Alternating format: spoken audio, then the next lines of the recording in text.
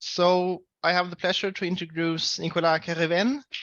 He obtained his PhD from the IRISA Rennes in 2017. He has since worked as a postdoctoral researcher at École Normale Supérieure, and since 2019 he's a full-time CNN NRS researcher, and now he's back at IRISA in Rennes. So today's topics is entropic optimal transport and Wasserstein Barycenters in random graphs. The floor is yours, Nicolas. Okay, thanks a lot. Well, thanks a lot, Axel, for the invitation. Okay, so this is not my main topic of study, I would say. So I'm not an expert in optimal transport. I work mostly in random graph and graph neural nets and graph machine learning. But this was kind of a side project on optimal transport. And I figured that was maybe the best topic for the talk today.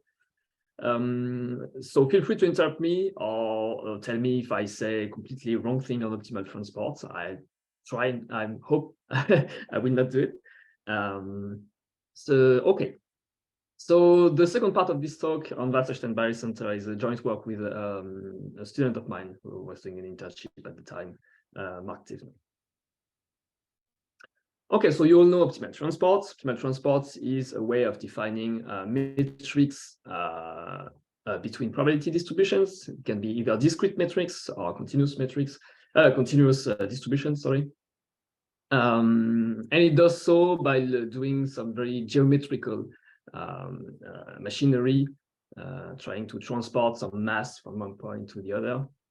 And that's the interpretation, so optimal transport. So although it defines the matrix, we're often more interested in the byproduct of optimal transport, in the transport plan itself, and other variations, such as, for instance, barycenters, as we will see just after. Okay, so on graph, it's not a new idea. It's been done for a very long time. And actually, I think quite the first definition of optimal transport was along roads, to transport some stuff along roads. So it was a graph. The basic definition of optimal transport on the graph is just to transport some mass, some stuff, along the edges of the graph, and usually along the shortest path in the graph, right? So it's interesting for us, including in kind of modern machine learning and modern graph processing and machine learning, in the way that it defines some metrics between groups of weighted nodes. So of course, you have the traditional interpretation of just transporting stuff on roads. But it can also be interesting, for instance, in modern graph like social networks or stuff like this, to define some kind of metrics between groups of users, of groups of nodes, in some interpretable way, right? And although you usually transport mass along the edges of the graph, we'll see also that in some graph, it can be interesting to infer some edges along the way and try to define some kind of more interpretable metric, cost function to define optimal transport in the graph. Okay. So just for this talk, consider that the target nodes, the one in the blue and red here, that the nodes between which we want to transport stuff and the distributions are given or chosen by the user, right? This is not a talk where I will try to cluster the graph in some way and choose nodes between which I'm going to do optimal transport, right? I'm given some nodes between which I want to transport stuff, and I'm going to see what happens. Okay, so again, several examples in which this is interesting, either the traditional example on roads or social nets. You can also think about 3D meshes. It can be interesting to define some distance between region of some meshes. So, and also it can be interesting to define metrics between groups of nodes to evaluate the quality of clustering algorithm, which is known to be a hard problem, a not well-defined problem. So optimal transport gives us one of these metrics that can be interesting to study. Okay, a very short background on optimal transport. So optimal transport in a discrete settings, it can be defined only with 3 objects. We need a probability distribution alpha, a probability distribution beta, right? So these are just a bunch of non-negative numbers that sum to 1. With dimension n and m here. And we need a cost matrix of size n times n with non-negative number in it that defines how costly it is to transport some mass from the coordinates in alpha to the coordinates in beta, right? So Cij tells me how costly it is to transport stuff from alpha I to beta j, right? And from that, I can define my metric in optimal transport, right? So of course, you all think about usually the more geometrical interpretation of optimal transport, where alpha is some weight over some points in some space, so xi to xn, and beta represents some weights over some points in some space. So here I'm calling them xn plus 1 to xn plus m, just to have a big vector x with everything in it. And the cost matrix is defined as some cost between the points xi and xnj, right? So this is usually the geometrical interpretation that we have in optimal transport. And the cost matrix is actually a physical cost between some locations. But to define the Wasserstein matrix and associated matrix, we don't really need this geometry. It's not necessary to have this space and this x and stuff. We just need alpha, beta, and c. So I just want to put the emphasis on that, because we will see that in random graph, these notions are kind of fluid, especially the cost matrix. We have noisy cost matrix and perturbation of the cost matrix. And from this, we can define the optimal transport metric. And I'm here giving you the entropic-regularized optimal transport. So this is a very popular, quite recent notion that is very well known now. So I'm guessing you all have heard of it. So the traditional optimal transport metric is defined for epsilon equals 0, where you try to minimize a transport plan P, that is a coupling between the distribution alpha and beta, so that the marginal of P is a matrix of the same size as C, and the marginal of P are alpha and beta, right? And try to minimize the sum of the Cij, Pij, that I denote here by inner product between C and P. So this is traditional optimal transport, and for many reasons, it can be a good idea to add some regularization of this optimal transport problem to make it strictly convex, so that it can be solved very quickly. It's very fast algorithm. And this is done by adding a divergence term, an entropic term. So here, a Kullback-Leibler divergence between P and the trivial coupling, alpha tensor beta. And when epsilon is strictly positive, here you have a whole bunch of very fast algorithms to solve it, such as the Sinkorns algorithm, that's been very, very popular in optimal transport these last few years, right? So this is the definition of my optimal transport metric with the potential regularization. And for this, it only depends on alpha, beta, and c, right? So in a random graph context, I will have a graph, and I will assume that this graph is generated in the following way. I take my latent position xi, xj. I assume that I do not observe them, but they live in some space. What I observe is the graph, and the graph is generated. Each edge of the graph is independent and generated as a Bernoulli variable, whose parameter is some kernel. It's called the similarity kernel, Wn. It can depend on the size of the graph to make the graph sparser than dense graph. It's a Bernoulli edge, and usually the Wn here will decrease with the say the distance between the xi and xj, such that nodes with latent variable that live closer in the latent space will have a higher probability of having an edge between them. So this is a very classical construction of random graph. It includes Erdős-Rényi graph, SBMs, and a whole bunch of classical random graph model, right? So in this context, I will assume that I observe a graph, and I want to define optimal transport matrix between bunch of nodes in this graph. And in this sense, I will see that when the number of nodes goes to infinity, my graph is close to being the true cost matrix in some sense. Of course, the cost matrix does not really contain Wn and stuff. We'll see some relation between the two. such that if I compute an optimal transport metric naively on the graph by using the adjacency matrix in some way, I will approximate my true optimal transport matrix with the true cost matrix C that I don't know. So for this, I will have to estimate the cost matrix in some sense, depending on how the cost matrix and the construction of the graph are related. And I will compute my optimal transport metric with this perturbed cost matrix and see if I approximate the true optimal transport metric that I don't know, and if my transport plan is a true approximation of the true transport plan and stuff and such. Okay. So this is a very generic framework. I have not tell you what C hat here is. I have not tell you what's the relationship between C hat and WN, but this is kind of the framework that you have to have in mind. So first, to do that, I have to study the generic stability result of optimal transport to perturbation of the cost matrix. That's what I'm going to do in this first part. And then some application to some example of random graph and what's the results associated with them. And I will finish with recent results on a variation of optimal transport called Wasserstein Barycenters. Okay, so assume that I have two matrices, two cost matrices, C and C hat, and I want to study what's the difference between my computation of optimal transport metric when I go from C to C hat.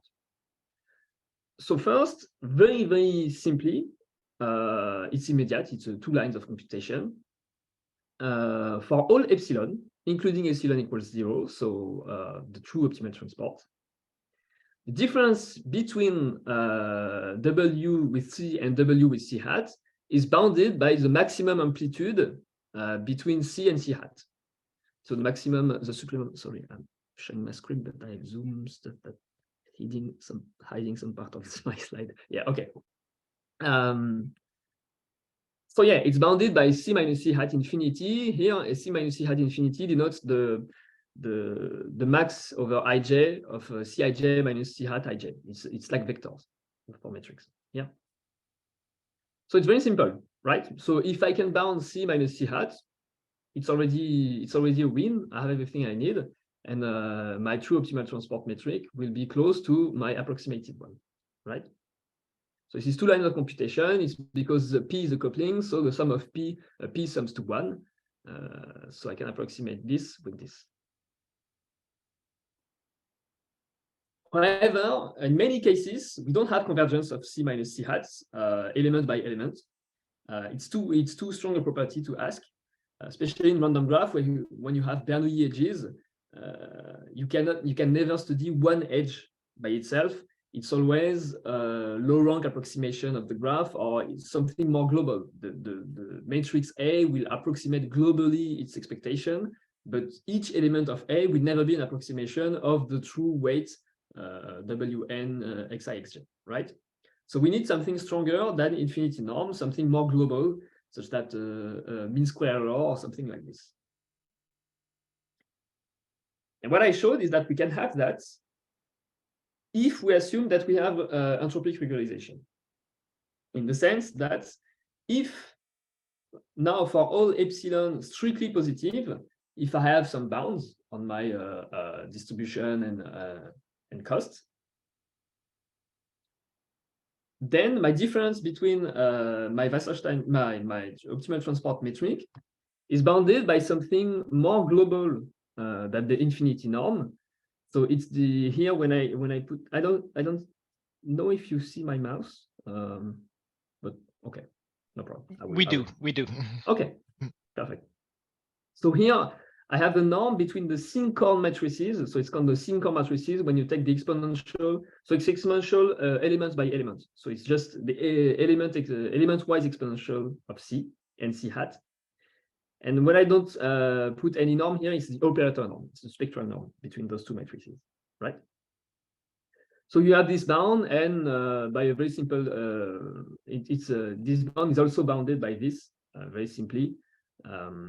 If you just take the intermediate value theorem between those exponential, we have a Frobenius norm. So this Frobenius norm bounded by the square root of n times n, so the size of C and C hat, is the mean square error the square root of the mean square error, so the mean error, between C and C hat. So it's a more global norm than infinity norm. And we'll see that indeed, in many examples, this converges where this does not converge. But this is only valid for epsilon strictly positive. And you see that you have a multiplicative constant that is quite high with epsilon. So you cannot have epsilon too small unless you have very big graphs. But this is feasible. Okay, so some comments on these results. It's invariant to translating the costs C and C hat, which is to be expected because when you translate costs C and C hat, it's changed in very simple way the Wasserstein matrix. So if you translate C and C hat, it translates also the L and the L here. So it translates everything, and it's invariant to translating C and C hat. So it's a safeguard at least. I said that it's exponential in epsilon. The first bound is stronger since this is bounded by this, but the second is more usable. This is directly the mean square error. And the proof is quite classical.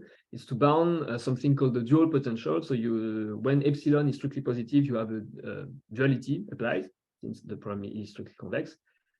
You have a dual expression of the Wasserstein matrix, and you bound the dual potential, and everything falls out. Another advantage is that when epsilon is strictly positive, you can bound the optimal transport plan, which is often more interesting than the optimal transport matrix in itself, right? So if I call PC the optimal transport plan, the minimizer in my Wasserstein with C, and PC hat the same way, when epsilon is strictly positive, under the same hypothesis, the Kullback-Leibler divergence between PC and PC hat is bounded by this. So you find again the same thing, the mean square error, and here the square root of something that is bounded by the mean square error. So the rate is slower, even though we don't really observe that in practice, but it's supposed to be slower, at least in theory. But we expect the upper bound to be quite close in our proof, but at least it's bounded, right? Okay, now I have that. I have my bounds. When epsilon is strictly positive, I have some stuff. So I will show you some example on random graph, some applications of this optimal transport bound. So I'm starting with random graphs with what I call local kernels. Okay, so I'm not going to do a whole background on random graph because this is quite a large topic. But when I told you that the WN, the similarity kernel, could depend on the side of the graph, usually in the literature there are two ways of doing that. The first way to construct a random graph, the first modelization is when the size of the graph grows, somehow the bandwidth of the similarity kernel will shrink, right? This is called random geometry graph. It's a classical construction. So the WN is something that connects nodes that are nearby, and the radius of connection will shrink with the size of the graph. And the second construction that we will see, and this is what I call local kernel, in the sense that the kernel will become more and more local. And in the second construction that we'll see in the next section, which is more akin to SVM, the WN is a fixed kernel with a fixed bandwidth, but it's multiplied by a sparsity level, like in SVMs. So it's multiplied by a multiplicative constant that will go to 0 with n. So I'm starting with local kernel, where the radius of connection will shrink, random geometry graph. So it's known in the literature that in this construction, somehow the shortest path in the graph will converge to the geodesic in some space, because the node of connection, the radius of connection will be smaller and smaller. You will have more and more nodes. So the shortest path of the graph will be close to the geodesic in the space. So especially I need all these weird notations. So you don't really need to to know them, but know that my nodes, I suppose that they are well distributed in a K manifold, in the manifold of dimension K in some space, or D. I call the geodesic distance dm. and my number of nodes goes to infinity, and I look at the kernel Wn here, which is a similarity kernel where each node is connected if they are closer in the space than some radius, and the radius goes to 0, but not too fast. I need this guy to go to 0, right? So it's a classical construction in random geometric graph, and it's known in this case that the shortest path in the graph will converge to the geodesic. So yeah, I have some kind of novel rate of convergence, but it's basically this: the shortest path in the graph multiplied by the radius of connection will converge to the geodesic. So in this case, I'm in the simple convergence case, in the sense that if I take the shortest path between each of my target node, the blue and the red here, and if I take the length of the shortest path as my cost, multiplied by the radius of connection, which I know or estimate in some sense, then directly this value of shortest path will converge to the geodesic. And if my true cost is some function of the geodesic or directly the geodesic, then I will have convergence of each element of C hat to each element of C. So here I'm in a simple case where I have convergence in infinity norm between C hat and C, right? So I have convergence of everything I showed you before. So convergence of the Wasserstein matrix for all epsilon, and convergence of the transport plan for epsilon strictly positive, right? So some numerical illustration of this. So yeah, you do observe convergence of the transport plan. You can apply some. You have some application of this. So for instance, here you can see transport plan in action. It's nice, you know. It's optimal transport is always great to do some nice animations with the stuff. In these experiments, quite interestingly, I take a mesh. I compute the optimal transport within each region of this mesh. So I assume that this mesh is already segmented. I have not done the segmentation, it's already done. And then I just do a spring layout. So it's a classical algorithm to display a graph. To display this graph where each edge is weighted by the optimal transport distance, the inverse of the optimal transport distance. And it gives me this. So it's already, you know, a true skeleton of the mesh. So it works as well with other metrics than optimal transport, but with optimal transport, it gives a very good result. Okay, and here we see the actual rate of convergence in practice. As I told you, normally the rate of convergence for the Kullback-Leibler divergence between the transport plans is supposed to be slower, but in practice, I don't really observe that. So probably the bounds are very loose in some sense. But yeah, you do see convergence. Okay, so that was the simple case with what I call local kernel or random geometric graph, where you have convergence in infinity norm, so you have nothing to do, and all the weird machinery that I showed you before do not really apply. So why did I do it? I did it for non-local kernels. So in non-local kernel, here it's a different construction of random graph. And in this construction, which is more similar to what you have in stochastic block models and associated constructions, the similarity kernel is a fixed kernel with a fixed bandwidth, and it's multiplied by what is called a sparsity level or sparsity factor, rho n, that I call rho n here. And this is rho n that will go to 0 when n go to infinity. So here, the bandwidth is fixed, but you have less and less probability to have an edge between 2 points when the side of the graph go to infinity. So this is done a lot in the SBM literature, in the stochastic block model literature, where the threshold, the limit threshold is rho n in 1/n, where you have truly sparse graph, but this is really, really difficult to study because nothing converges anymore. So here we're going to study what is called relatively sparse graph, when rho n here is in log n over n. So slightly bigger than 1/n, when the expected degree of the graph will be logarithmic. It will be proportional to log n, right? And here I will also assume that W is positive semi-definite, as in kernel method. So like a Gaussian kernel, you can imagine a Gaussian kernel between two nodes. And I will assume that my cost is, again, as before, a function here, sorry, not as before, but directly a function of my kernel.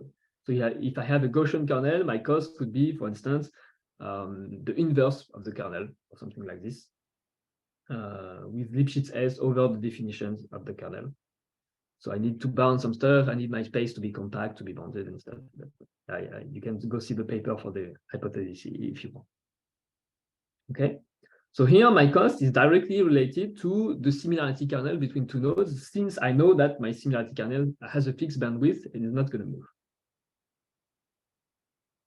So in this case, I have a problem to apply my results because it's known that A normalized by the sparsity factor will converge to what I call W here. It's the expectation of A. It's the matrix that contains all the kernel between the points. So it's big W contains the small W xi and yj.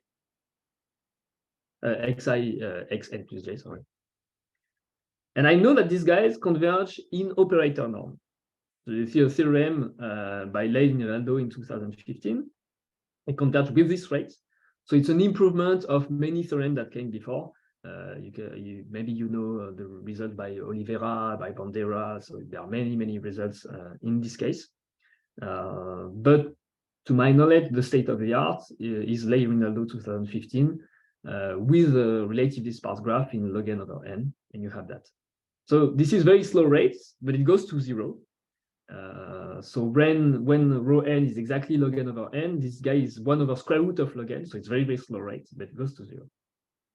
Okay, so you have that in operator norm. As I showed you before, that my results are in Frobenius norm. We have a C minus C hat Frobenius. And we don't have convergence of A to W in Frobenius norm. This is very easy to see. The Frobenius norm will be actually, by the law of large number, an approximation of the variance of each Bernoulli variable, so it does not go to 0, right? So I have a problem because my result do not directly apply to A and W. However, there is a way to restore convergence in Frobenius norm. And there are many ways actually, but one of the ways that is well known in the literature is called the universal singular value thresholding, or USVT. So in USVT, I simply take a low rank approximation of A with some normalization, with some, I'm cutting the value that I get to stay in my bounds because my result, I need to stay, my cost need to be bounded. And the threshold of where I cut my eigenvalues is also moving with n at the right rate, and gamma is some constant, right? So I take the eigenvalue decomposition of A, and I'm cutting the low eigenvalue, and I keep only the highest one.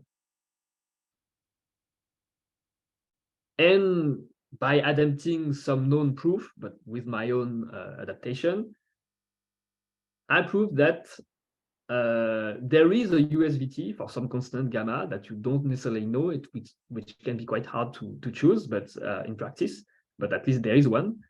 Thus that the USVT is an approximation of my interesting matrix W in Frobenius norm, with a slower rate, an even slower rate than this guy. So 1 over log n to the 1/4. So you will never observe that on the computer, but at least it converges to 0. And since I have approximation in Frobenius norm, I can say that when I feed my, sorry, this is that. When I feed my my USVT estimator to the function f, and I get C hat, then I have convergence of my Wasserstein matrix at the same rate, and my optimal transport plan at a rate even slower, because if you remember, I have had an additional square root in this theorem for all epsilon strictly positive. So here it works only for epsilon strictly positive, and I need to do an additional estimation step with this USVT estimator for some potential constant gamma that I don't know. So everything is quite far from an applicable algorithm for now. But at least you have these results that you can actually approximate the optimal transport cost in this case for PSD kernel. Okay, aside results, what I call fast rate, fast with of course quotation marks, because this is not fast but faster than before. You can see that when W is the Gaussian kernel or something akin to the Gaussian kernel, and you take the cost to be this norm, then there is strengthening happening because the W matrix, W that contains the kernel, is directly the sinkhorn matrix K that I showed you before, right?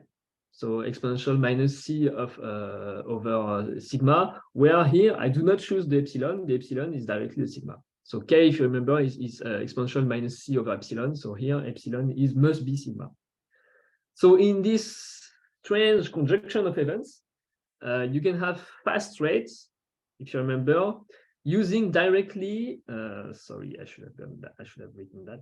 Using directly this version of the proof. Here you have the operator norm between the sinkhorn matrices, exponential minus C hat. So this does not happen often, but it happens in this case. So yeah, in this case, when you have a Gaussian kernel that is close, that is under this form, and you choose this cost, and you choose this epsilon, so a lot of choice to do, but you have fast rates that are twice faster, square faster than the previous one. And in this case, you need to solve a differential problem. So I'm skipping that for now, but you can go see in the papers.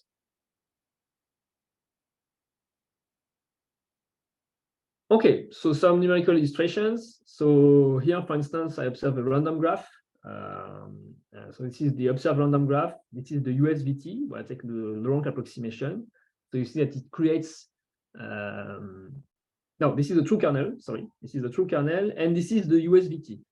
So somehow, this guy is close to the guy in operator norm, but not in Frobenius norm. And this guy is close, so you can see that it's close, in Frobenius norm. Or at least it converges when n goes to the infinity. And here, n is not too high to keep the thing visible on the screen. But of course, you need n to be quite high to have a true convergence between those two guys. And this is the true transport plan. No, and sorry, it's been reversed. This is the true transport plan, the last one. And this is the estimated transport plan with the USVT matrix. So it's not so far, but you can see that some edges in the true transport plan and estimated transport plan has been inverted. So you can see here that the transport plan is not sparse. You have many transportation leaking because I have entropic regularization. In this case, I need entropic regularization. I need epsilon to be strictly positive. And the effect of having epsilon strictly positive is to have these edges that the transport plan is not sparse. You have convergence. Convergence is faster in the fast rates as predicted. And some other experiments with the quality of clustering metrics. So I'm skipping the details. Okay, and I will finish by some recent work on Wasserstein Barycenters with a student of mine. So we're doing the same thing for Wasserstein Barycenters, basically. Okay, so very quickly, if you don't know Wasserstein Barycenters, this time we don't have two distributions, we have a bunch of them. So here I showed you 4 distributions of them. So 4 beta S that each live in a space of size ms, right? And we have a bunch of cost matrices, CS, that tells you how costly it is to transport beta S to some common space of size n. So I can imagine that I have a distribution alpha of size n here, and I have the cost matrix that tells me how costly it is each time to transport a coordinate from beta S to a coordinate in alpha, a size of a space of size n. And Wasserstein Barycenter is basically that. Given some non-negative weights, it's a computation of Barycenter. So lambda S, that's sum to 1. I'm looking for the distribution alpha, that I'm going to call alpha C here, again, to refer to the fact that I will have some true cost matrices and some estimated ones. So I'm looking for alpha C that minimize this cost it's the weighted sum of lambda s times the optimal transport matrix between alpha and beta s. Yeah. So here alpha is the unknown. I'm looking for alpha. And of course, each computation of W includes its own minimization, each time a transport plan. But you still have a variation of Synchron algorithm that can solve that when epsilon is strictly positive, right? So I'm given lambda s, beta s, and some cost matrices CS, and I'm looking for alpha. So again, when I replace all the CS with CS hat, what is the stability of this problem? So in the same way, it's immediate to prove that we have stability of the value of the minimizer by the infinity norm between the CS. So here it's a sum of lambda s times the infinity norm between the CS, right? But we would be more interested in the stability of the barycenter alpha s itself, rather than the value of beta s, of B, sorry, right? I mean, this function is not very interesting in itself. What's interesting is the barycenter that you compute. And to have that, it's the same way as before. You need epsilon to be strictly positive and some condition on the cost. And when epsilon is strictly positive, you have a bound between alpha and alpha C hat, bounded by this. And here you have the infinity norm. We are not able for now to go beyond the infinity norm for the Wasserstein Barycenter problem. Okay. But the infinity norm, as I told you before, is enough to apply it on random geometric graph and meshes. So we know that it applies to random geometric graph in the sense that when you compute barycenter on a random geometric graph with respect to the shortest path on the graph, it will converge to the true barycenter with respect to the geodesics in the graph when the number of nodes goes to infinity. So you can see here, for instance, the convergence. Here I have a small, in some sense, graph. Here I have a higher number of nodes, and my barycenter will be closer and closer to a distribution that has some shape. Barycenter between those four distributions. Here I showed you an example on the sphere where the true geodesics are known. So I can compute my true barycenter. They are on the left. So here I'm taking four distributions on the corner, and I compute the barycenter that corresponds to the weights that are I interpolate between those four distributions. Yeah. So you have that when you use the true geodesics on the sphere. And you have that looks very similar, but a bit more noisy when you use a shortest path on a random graph that you build on the sphere, right? Okay, and you can play with the weights. When you play with the weight between the four distribution, you have a true continuous interpolation between the whole space. Okay, so I'm going to conclude here. So this might kind of a side project for me. It's quite simple in the way of how optimal transport goes. I'm not Cédric Villani.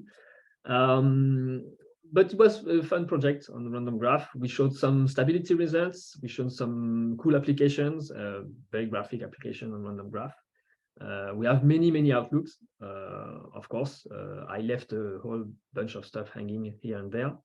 And for now, it's 2 archive preprints, soon going to be published, at least for the first one. The first one is on optimal transport, the second one on Wasserstein Barycenter. So you can go up the paper and ask me any question. Okay, thank you, Nicolas. Are there questions from the audience?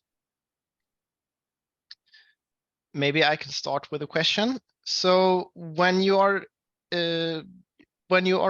calculating the optimal distances with respect to this capped low rank approximation of the matrix, can you say something about how what effect that has on the transportation plans qualitatively?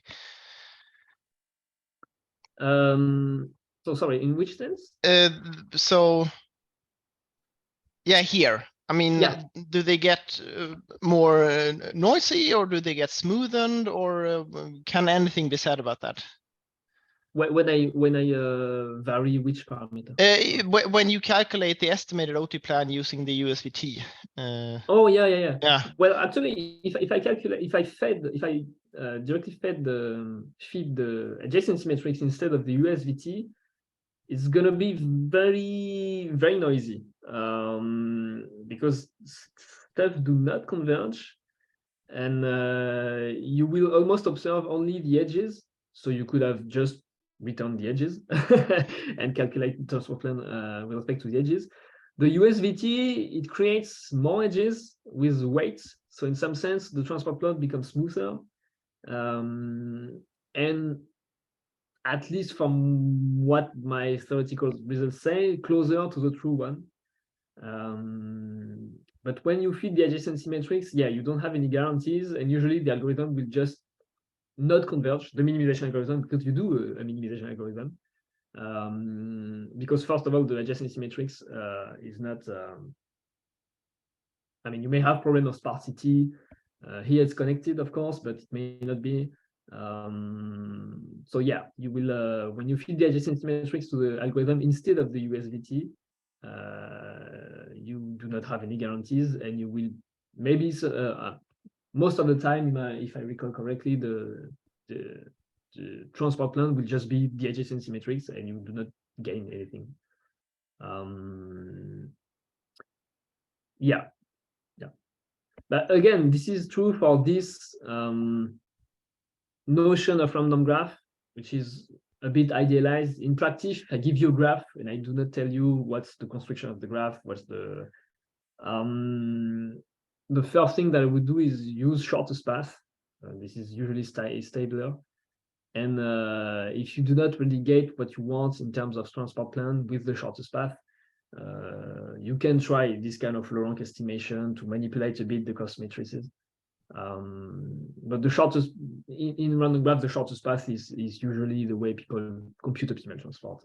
Yeah. This was just, to my knowledge, this is the only result on SBM-like graph instead of shortest path. So yeah, it's a bit weirder, but it was fun to get this result. And you briefly mentioned that an outlook would be to look at other types of estimates. Can you say anything about what you expect to happen there if you assume more about how the cost matrix is estimated? It's a good question. I don't really have any idea on this. Yeah, I think. Okay, one problem with the USVT is that, I mean, for instance, in this construction, is that you have some kind of constant that you need to adjust, the gamma here.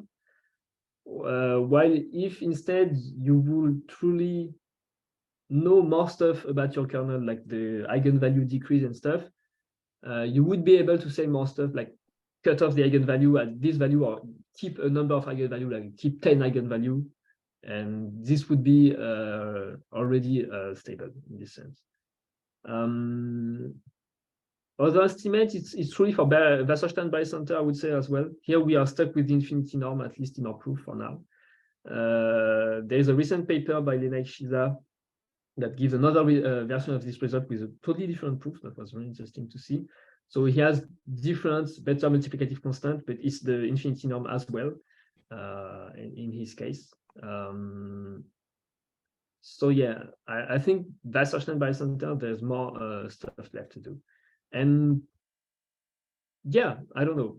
What would be more interesting for me as well is to find some more applications for this, because it's fun to have the math, but yeah, optimal transport on graph beyond transporting stuff on the road network.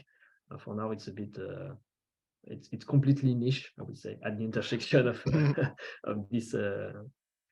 But it was fun to see the combination between all these low rank approximation results hanging somewhere and all these convex optimization results. It's not stuff that you see often together, I would say.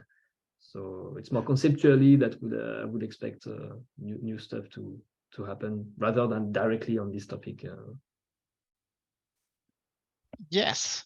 Are there any more questions? Hi, can I ask a question? Yeah, sure.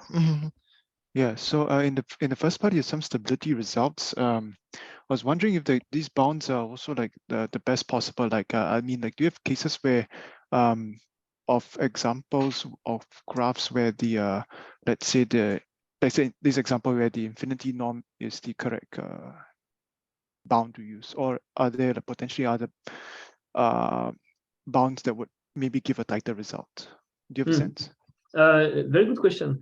So I think for this first result here, when epsilon is exactly 0, you can have you can show that this is tight, because basically you can construct a problem where the optimal the transport plan P here will be such that you have exactly the maximum between C and C hat. Right. Yeah. For the second one, I have no idea.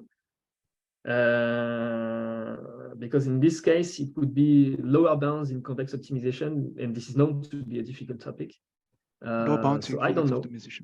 What do you mean by that? Sorry. What do you mean? Yeah, because bounds? it's actually, yeah, computation W it's a convex optimization problem. Yeah. So here, what I'm giving is some stability bound between results of two convex optimization problems with respect to the parameter of the problem. So obtaining upper bounds is generally easy. Right. Obtaining lower bands of deviation would be really hard, I guess, and I really don't know how to do it. In practice, it's not so far. Yeah, in practice, sometimes the rates are observed, and sometimes for this rate especially, I observe a faster convergence than my bound, so the bound is probably very low, very loose. So yeah, the lower bound would be quite hard to have in this case, I would say. I have no idea how to do it. Okay. Potentially room. Okay. Thanks. No problem. Yeah, that's fine. Okay, thank you.